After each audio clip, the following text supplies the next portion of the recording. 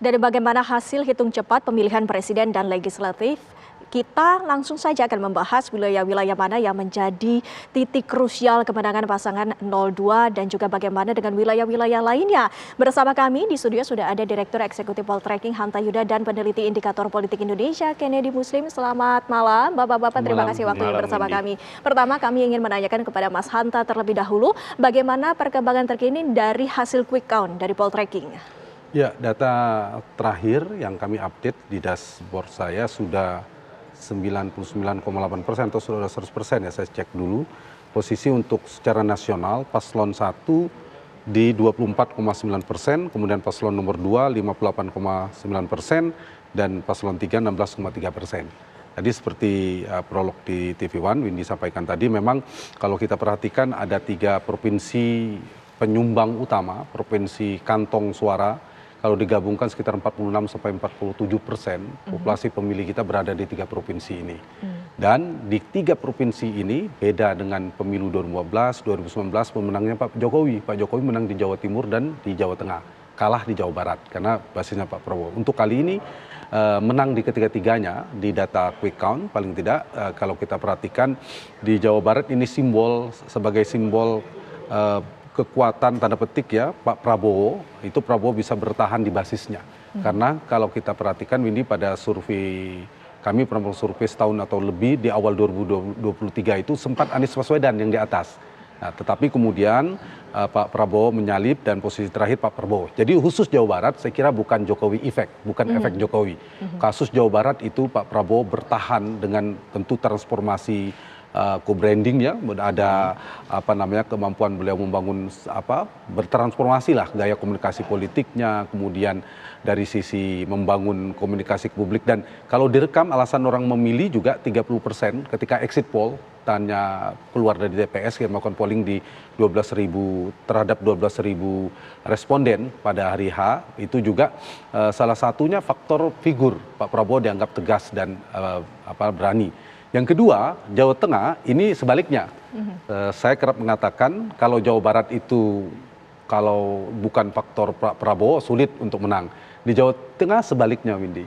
Kalau Jawa Tengah ini tanpa Pak Jokowi atau wakilnya Pak Prabowo bukan Jokowi Junior, bukan Gibran, kita sulit juga untuk membayangkan untuk menang di Jawa Tengah sulit. Nah, karena itu faktor Jawa Tengah ada faktor Gibran, khususnya faktor Pak Jokowi. Penggerek utamanya, pengupul suara utamanya yang menyebabkan Jawa Tengah menjadi kuat di pasangan ini di angka 53% kalau di versi Poltreking quick count-nya. Kalau di Jawa Barat tadi sekitar 59-60%. Nah, satu lagi terakhir, provinsi yang terbesar di Jawa Timur. Jawa Timur ini kombinasi, fusi, penggabungan dari rekonsiliasi Pak Prabowo dan Jokowi yang itu terlihat dari Jawa Timur. Dan Jawa Timur ini adalah simbol dari tadi saya katakan fusi keduanya, ada faktor Pak Jokowi, ada NU yang dekat dengan Pak Jokowi, dan faktor Pak Prabowo juga relatif bertahan seperti di Tapal Kuda yang menang sejak 5 tahun yang lalu, itu bergabung sehingga menangnya sangat tebal. Di Jawa Timur lah saya lihat secara agregat suara kontribusi terbesarnya. Jadi ada faktor, saya mengulang lagi nih tadi siang, faktor Joko Subianto dan Prabowo Widodo. Jadi gabungan 2 figur itu. Tentu ada figur lain pengepul suara di Jawa Barat, jangan lupa ada Ridwan Kamil. Beliau gubernur yang populer, punya pengaruh juga, dan itu memberikan dampak positif. Selain Jawa Tengah, Pak Jokowi, di luar figur ya, di luar capres-cawapresnya. Kalau Jawa Tengah, Pak Jokowi yang paling kuat. Nah, di Jawa Timur ada Bukovifa yang juga sama, punya popularitas yang cukup tinggi, penggerek suara, kedekatan dan NU dan sebagainya, mesin pengatrol elektoralnya relatif diuntungkan cukup lengkap untuk pasangan 02 ini, memberikan kontribusi elektoral. Jadi konfirmasi dari data exit poll yang paling tinggi alasan beli Prabowo Gibran itu, satu karena figur tadi, tegas, berani dan seterusnya. Yang kedua karena mereka mengusung narasi keberlanjutan Jokowi efek, dan itu angkanya 22%. Yang ketiga karena program makan siang gratis dan susu gratis itu 10%, dan terada juga 4,9% alasannya karena gemoy. gimmick gemoynya itu. Jadi ada beberapa faktor. Saya kira itu ya gambaran dari 3 provinsi. Kalau Jakarta ini kalau berdasarkan survei, berdasarkan quick count poll tracking nanti bisa dibandingkan, saya kira mirip ya dengan indikator. Itu tidak bisa memprediksi siapa menang di Jakarta. Kita tunggu. Kita kan bahas 4 provinsi ya. Di Jakarta kita menunggu real count KPU karena selisihnya sangat tipis ya, Mas Kennedy ya. Sangat 0,1% selisih di kita. 40, nggak sampai, kayaknya sangat tipis sekali, sehingga kita tunggu saja siapa yang akan unggul di Jakarta. Gitu. Baik, lantas bagaimana dengan indikator? Bagaimana hasilnya quick count sementara? Ya Windy, di data indikator, data masuk malam hari ini sudah mencapai 99,2% dan untuk paslon 01 di data kami di angka 25,36%, untuk paslon 2 di 58,03% dan paslon 3 di 16,61%. Sama seperti yang dijelaskan oleh Mas Hanta, di data quick count kami juga kita temukan bahwa di epicentrum elektoral Indonesia yakni Pulau Jawa yang kalau di jumlah totalnya lebih dari 50% suara dari total pemilih di Indonesia itu pasangan Prabowo Gibran dominan hampir di setiap provinsi kecuali di Jakarta yang tadi datanya tidak konklusif, too close to call istilah kita. Jadi bahkan di data kami ini selisihnya hanya 0,04% gitu. Itu sangat tipis. Memang Pak Anies unggul 0,04, tapi itu masih dalam rentang margin of error. Jadi kita harus menunggu di Jakarta ini seperti apa. Tapi memang tidak bisa dipungkiri Jokowi efek sangat berpengaruh, terutama di Jawa Tengah dan Jawa Timur. Sedangkan untuk di Jawa Barat Pak Prabowo memang sudah punya appeal-nya sendiri karena ini basis lama dia baik di 2014 maupun 2019, dan ini juga kehandalan Pak Prabowo meskipun sudah bergabung dengan Jokowi dan basisnya sempat lari ke Pak Anies Baswedan, tapi selama 2 bulan terakhir kita lihat di polling ini Pak Prabowo bisa kembali merebut basis lamanya gitu. Ada strategi-strategi yang dia terapkan, mungkin dengan merekrut tokoh-tokoh baru dan juga kerja mesin-mesin partai di bawah. Jangan dilupakan ada Golkar di belakang Pak Prabowo yang sangat kuat di Jawa Barat gitu. Selain tentu saja kalau untuk di Pak Anies kan ada PKS, tapi itu sedikit berbeda ya wilayah kekuatan mesin partai kedua partai tersebut. Jadi berbagai faktor inilah yang bisa menghantarkan kita ke hasil quick count hari ini. Lantas untuk daerah-daerah lainnya seperti tadi Jawa Tengah, Jawa Timur, Bali? Ya, kalau untuk di Bali juga sama. Jawa Tengah di data kami memang Pak Prabowo juga pasangan Prabowo Gibran unggul, dan ini tidak terlepas dari Jokowi efek tadi kan. Maksudnya karena manuver-manuver Pak Jokowi selama 2 bulan terakhir banyak keliling di Jawa Tengah. Meskipun dia tidak menyatakan secara eksplisit dia berkampanye untuk paslon tertentu, tapi tentu efek itu bisa dirasakan langsung oleh masyarakat di Jawa Tengah gitu loh, bahwa Pak Jokowi sudah mengarahkan secara jelas dukungannya ke paslon nomor urut 2 gitu loh. Itu yang menjadi berkah elektoral dan juga sekaligus menggerus suara dari Ganjar, karena paslon nomor 2 dan nomor 3 ini bertarung di kolam suara yang sama, yakni kolam mereka yang puas dan terhadap kinerja Pak Jokowi gitu. Jadi approval Pak Jokowi yang sangat tinggi di Jawa Tengah itu ketika Mas Ganjar melakukan blunder, termasuk partai PDIP juga sangat keras belakangan menyerang Pak Jokowi di narasi-narasi kampanye yang mereka lakukan, itu pada saat bersamaan juga counterproductive terhadap suara mereka di basis kandang mereka sendiri gitu.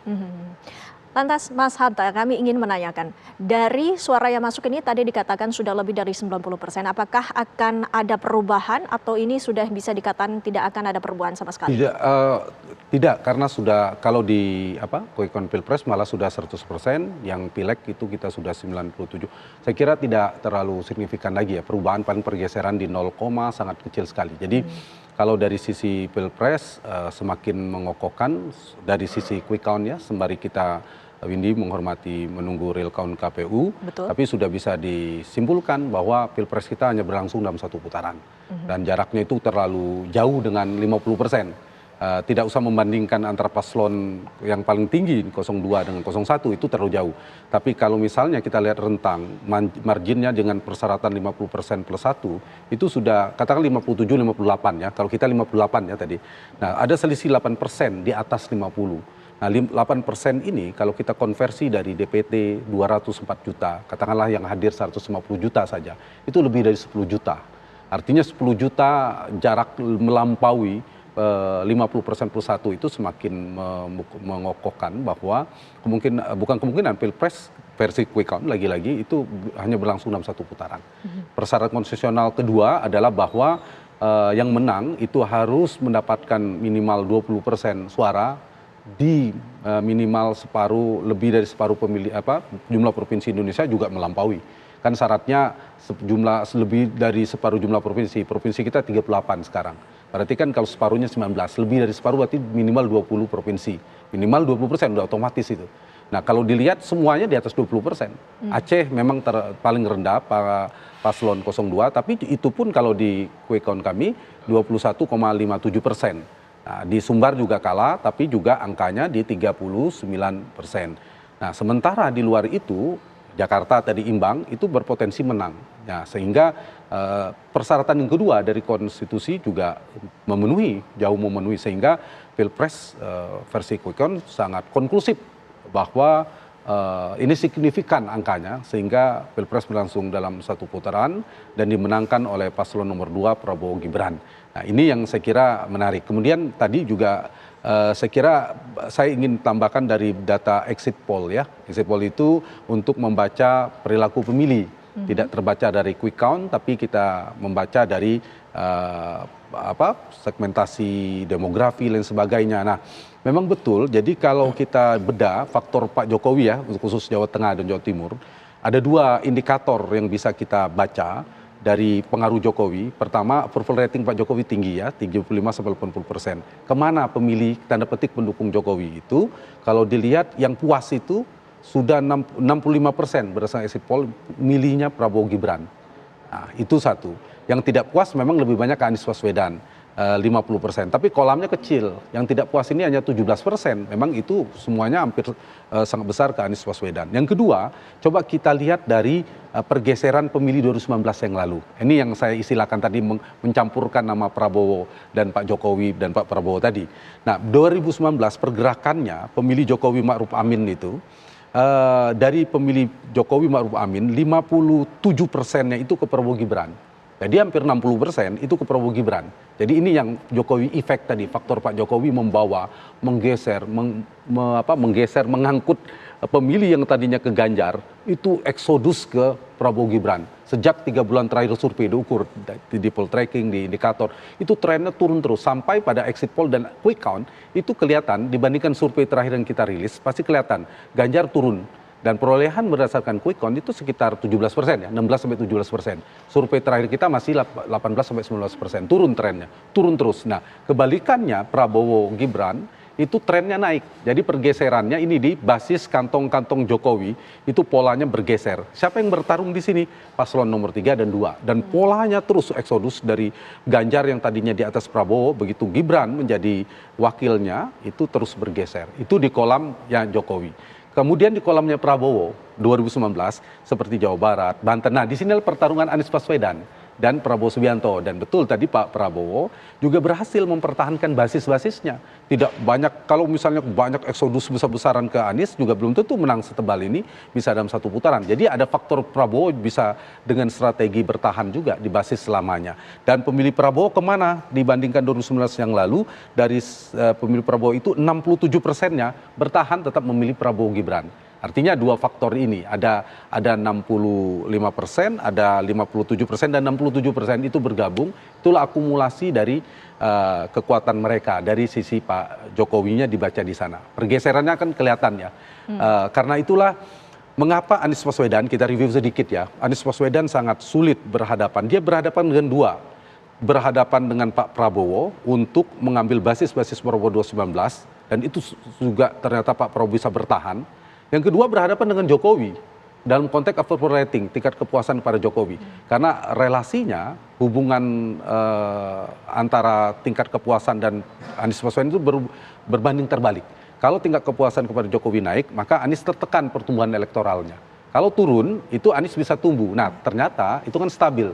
Tingkat kepuasan pada Jokowi stabil, cenderung naik bahkan. Anies tertekan tidak maju. Itulah yang menjelaskan mengapa suara Anies stuck. Suara Ganjar tadi turun karena ketekan berpindah ke Prabowo Gibran dan ternyata suaranya signifikan 58% saat ini. Baik, nanti kita akan membahas lebih dalam lagi bagaimana hasil dari quick count ini. Pemirsa, kami harus jeda sejenak, usai jeda kami kembali ya.